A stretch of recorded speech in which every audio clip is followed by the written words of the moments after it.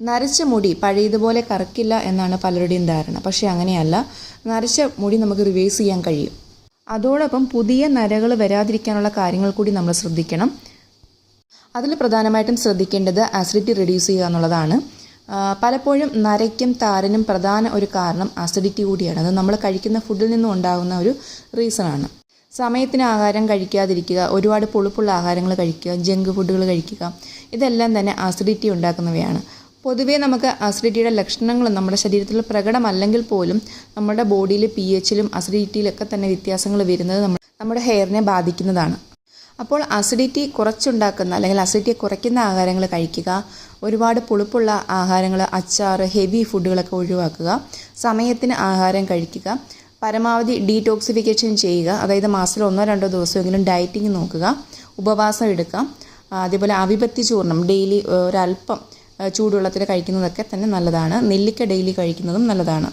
അകാല നര വരാതിരിക്കാൻ വേണ്ടിയിട്ട് മറ്റൊരു കാര്യം ശ്രദ്ധിക്കേണ്ടത് മുടിയെ കറുപ്പിക്കുന്ന ആഹാര പദാർത്ഥങ്ങൾ നമ്മുടെ ഡെയിലി ഡയറ്റിൽ ഉൾപ്പെടുത്തുക എന്നുള്ളതാണ്. അതായത് കറി ലീവ്സ് അല്ലെങ്കിൽ കറിവേപ്പില നന്നായിട്ട് ചേർക്കുക. പലപ്പോഴും നമ്മൾ കറിയിൽ ചേർക്കുന്ന കറിവേപ്പില എടുത്ത് കളയാറുണ്ടല്ലേ. അങ്ങനെയല്ലാതെ കറിവേപ്പില നന്നായിട്ട് ശരീരത്തിൽ ചെല്ലണം. അതിന് വേണ്ടിയിട്ട് അധികം പുളിയില്ലാത്ത മോരിൽ കറിവേപ്പില അരച്ച് ചേർത്ത് കഴിക്കുന്നത് നല്ലതാണ്. അതുപോലെ നെല്ലിക്ക ദിവസവും ഓരോന്ന് വീതം കഴിക്കുന്നതും നല്ലതാണ്. വേപ്പിലക്കട്ടി എന്നൊക്കെ ആഹാരങ്ങളുണ്ടല്ലോ, അതേപോലെ തന്നെ കറിവേപ്പില നമുക്ക് അരച്ച് മറ്റ് കാര്യങ്ങളുടെ കൂടെ ചേർത്ത് കഴിക്കാം. അതായത് ഇപ്പോൾ ചമ്മന്തി ഉണ്ടാക്കുന്നു, തേങ്ങയും നെല്ലിക്കയും കറി ലീവ്സും കൂടെ ചേർത്ത് അരച്ച് ചമ്മന്തിയാക്കി, അങ്ങനെ ഏതൊക്കെ രീതിയിൽ നമുക്ക് കഴിക്കാവോ ആ രീതിയിലെല്ലാം നല്ല ആഹാരങ്ങൾ നമ്മുടെ ശരീരത്തിലേക്ക് ചെല്ലുന്നത് നരച്ച മുടിയെ കുറയ്ക്കുന്നതാണ്. ഇതേ കാര്യങ്ങൾ ഉപയോഗിച്ച് നമുക്ക് ഓയിൽ ഉണ്ടാക്കിയിട്ട് തലയിൽ പുരട്ടുന്നതും അകാല നരയെ കുറയ്ക്കുന്നതാണ്. അതായത് കറിവേപ്പിലയും ഉണക്ക നെല്ലിക്കയും കൂടി ചേർത്തിട്ട് ഇരുമ്പ് ചീനച്ചട്ടിയിൽ എണ്ണ കാച്ചി ഉപയോഗിക്കുന്നത് നല്ലതാണ്. ഇതോടൊപ്പം സാധാരണ അഞ്ചനക്കല്ലൊക്കെ ചേർക്കാറുണ്ട്.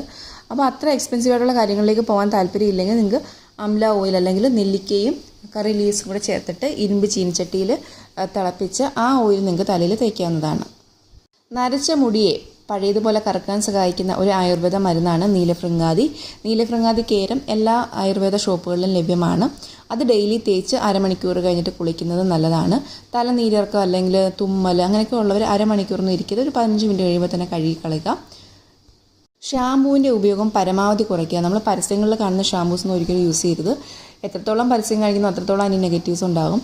പരമാവധി മൈൽഡായിട്ടുള്ള ആയുർവേദ ഷാമ്പൂ ഉപയോഗിക്കുക. അല്ലെങ്കിൽ ഉലുവ പോലെയുള്ള കാര്യങ്ങൾ കുതിർത്ത് വെച്ചിട്ട് അത് അരച്ച് നമുക്ക് തല ക്ലീനാക്കി എടുക്കാം. അല്ലെങ്കിൽ ചെമ്പരത്തി താളി ഉപയോഗിക്കാം.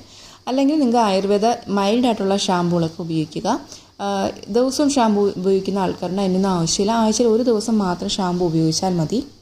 അകാല നരയ്ക്ക്